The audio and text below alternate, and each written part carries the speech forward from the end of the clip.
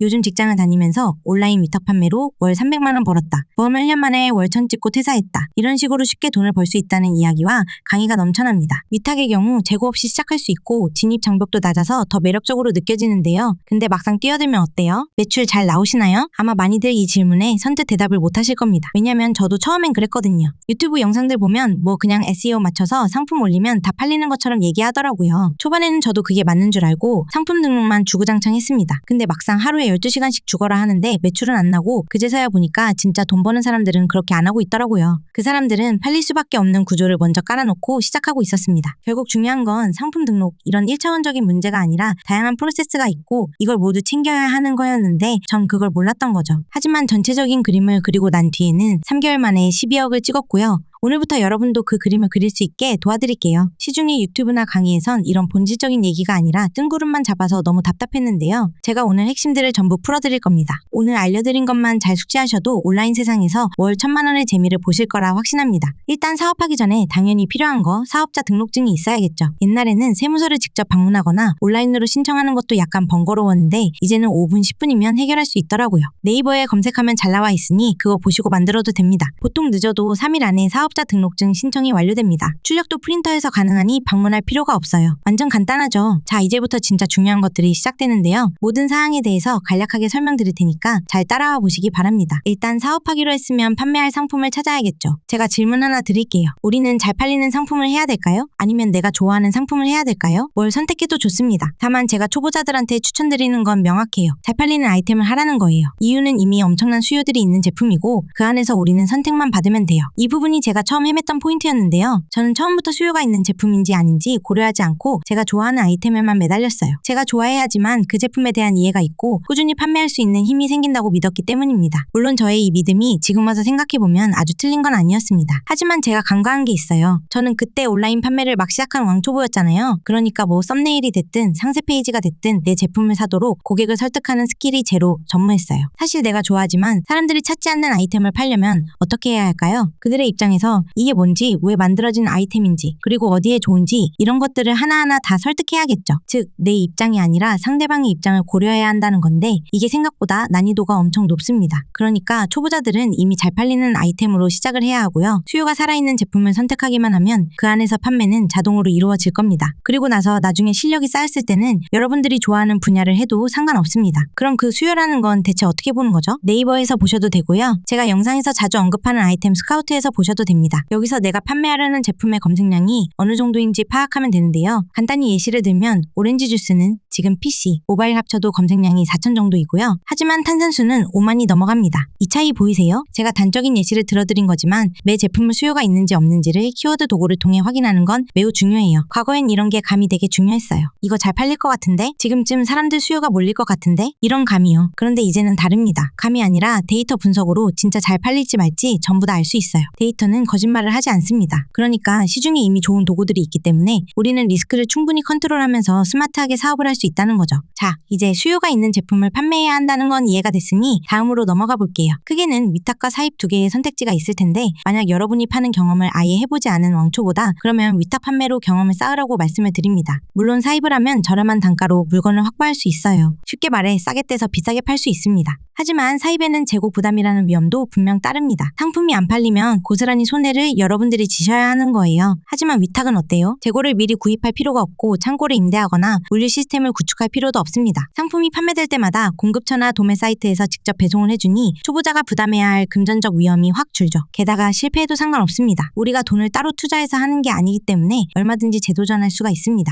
즉, 이 위탁 판매를 여러분이 배움에 대한 투자, 즉 필요한 수업료라고 생각하시면 이해가 되실 거예요. 중요한 건 위탁 판매를 통해 시장 경험을 쌓는 거예요. 이 기간 동안 전자상거래의 A부터 G까지 직접 경험을 보면서 어떻게 상품을 소싱하고 등록하는지, 가격은 어떻게 책정해야 경쟁력이 있는지 직접 부딪혀 보게 됩니다. 이렇게 경험을 쌓으면요, 사입으로 넘어갔을 때 위험을 많이 줄일 수 있고요. 온라인 사업에서 살아남아 성공할 확률이 훨씬 높아집니다. 그러니까 위탁 판매를 우리가 얻어갈 건 수익도 있지만 가장 크게 얻어갈 건 실력이라는 걸 이해하고 어느 정도 실력이 쌓이면요, 지금 수익의 몇 배를 가져가는 건 진짜 순식간입니다. 그리고 나서 여러분이 이제 위탁 단계를 거쳐 사입으로 가시면 되는데요. 만약 중국에서 제품을 가져온다면 다른 거 보지 말고 1688에서만 제품을 찾으시면 됩니다. 1688에 들어가시면 10억 개 이상의 해외 공장 제품들이 있어요. 특히 1688이 중국 안에서도 도매몰이기 때문에 중국에서 판매하는 중국인들도 제품을 사는 곳입니다. 즉 가장 저렴하게 가져올 수 있는 곳이라는 뜻이에요. 크롬으로 접속해서 우클릭하시면 번역까지 다 되니 이곳에서 마음에 드는 상품을 찾고 그 링크를 구매 대행 업체를 통해 보내서 구매를 하시면 됩니다. 단 중국 제품은 퀄리티 리스크가 있으니 초반엔 소량만 사입을 해서 진행해 보시면 좋고 최소 MOQ가 있다면 그만큼만 주문해서 받아보고 판매해 보다가 대량 사입으로 넘어가시면 됩니다.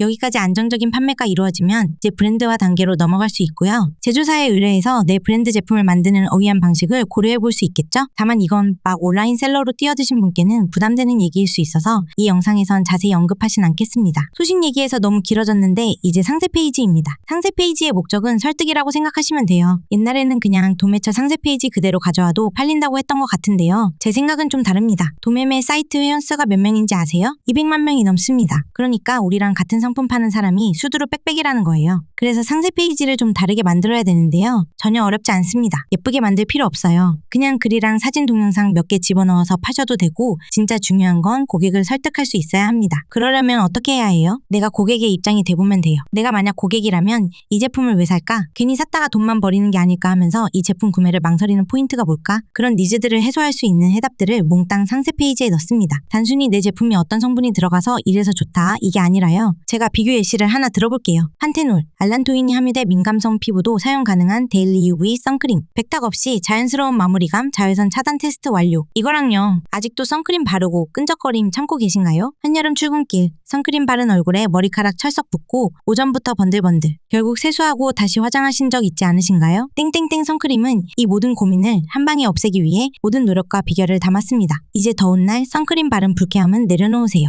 어떤가요? 만약 한여름에 선크림 때문에 끈적거려서 불편한 경험이 한 번이라도 있는 사람은 이 문구에 확 끌리겠죠? 여기서 한 발짝만 더 나가서 나는 답답해서 피부에 뭐 올리는 거 싫어하는데 이건 인정. 이런 식으로 실구매 리뷰까지 상세 페이지에 녹여낸다면 금상첨화입니다. 사실 초보셀러일수록 구매자의 이런 니즈를 파악하기 어려운 경우가 많아요. 이럴 때 참고하기 좋은 것이 바로 리뷰인데요. 동종 제품을 판매하는 판매자의 리뷰에 들어가 보면 많은 정보들이 담겨져 있을 거예요. 소비자들은 리뷰들을 보면서 나랑 비슷한 문제를 가진 사람일까? 이 제품을 사면 그게 해소가 될까? 이걸 확인하는 거죠. 그리고 저는 이걸 바상세 페이지 도입부에 바로 넣어버려요. 그렇게 이 제품 사도 괜찮을까? 하고 들어왔다가 안 사고 못 빼기게 만드는 거죠. 그리고 제가 계속 이 채널에서 강조하고 있는 게 뭐예요? 싸게 팔지 말아라. 예요. 그렇다고 그냥 비싸게 냅다 팔아라. 이게 아니라 고객을 설득하는 스토리텔링을 상세 페이지에 어떻게 잘 녹여내느냐가 여기서 갈리는 겁니다. 이런 노력을 하지 않고 가격으로만 승부를 보다가 결국 적자 나서 온라인 사업 이거 안 되는 거였네 하면서 접는 분들이 정말 많습니다. 근데 이 원리를 알고 있으면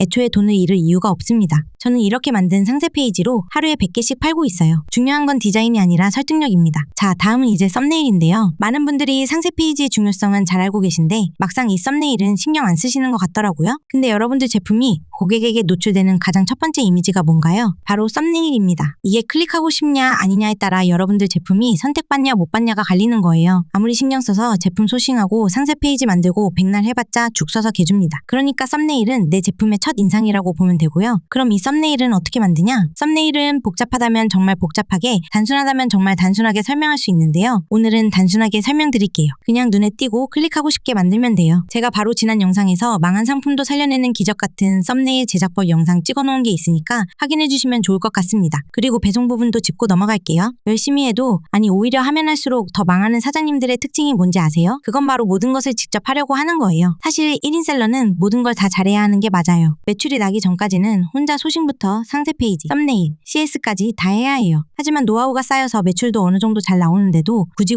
택배까지 본인이 직접 싸면서 하루 5, 6시간을 허비하시는 분들이 있어요. 남에게 맡기자니 못 믿었다는 겁니다. 근데요, 여러분, 내가 그 시간에 해야 하는 건 시장 분석, 아이템 발굴, 상품 소싱 등 부가가치가 높은 일들이에요. 마케팅이나 상세 페이지를 못 넘기겠다면 적어도 3PL이나 4PL까지는 꼭 이용하라고 말씀드리고 싶습니다. 마지막 6번째는 아직 쇼핑몰을 시작하기 직전이라면 정말 중요한 내용인데요. 내가 판매하려는 제품을 직접 사용해봐야 합니다. 특히 1688 같은 중국 도매 사이트에선 무조건 2, 3개씩 소량으로 샘플을 시켜보셔야 해요. 우리가 인터넷 쇼핑을 해도 사진에 낚이는 경우가 많잖아요. 복불복이라고 생각하면 돼요. 업체 프로필 등급이 높다면 조금 신뢰성이 있지만 그래도 진짜 복불복이니까 꼭 샘플을 시켜보세요. 사실 이게 중요한 내용인데 많은 분들이 모르고 계세요. 내가 썼을 때도 괜찮아야 소비자도 괜찮아 하고 내가 애정을 쏟아야 그 제품을 잘 키울 수 있다는 원리를요. 별로인 제품 제품을 무리하게 판매하다가는 지금 하는 노력이 모두 물거품이 되는 결말을 맞이할 수 있습니다. 경험을 토대로 드리는 말씀이니 반드시 직접 써봤을 때 메리트가 있는 제품인지 아닌지를 판단하고 시작하시길 바랍니다. 오늘은 쇼핑몰 시작하기 전 뭐부터 해야 할지 모르는 왕초보분들을 위한 6단계를 말씀드렸는데요. 간단해 보여도 이런 전체적인 맥락을 이해하고 뛰어드는 거랑 그걸 모르고 시작하는 거랑은 천지 차이의 결과를 만들어낼 거고요. 오늘 풀어드린 내용에서 잘 이해가 안 되는 부분이 있다면 반복해서 시청해주시면 좋을 것 같습니다. 다음 영상도 궁금하시다면 좋아요, 구독뿐만 아니라 알람 설정까지 하셔서 남들보다 더 빠르게 시청해보세요. 감사합니다.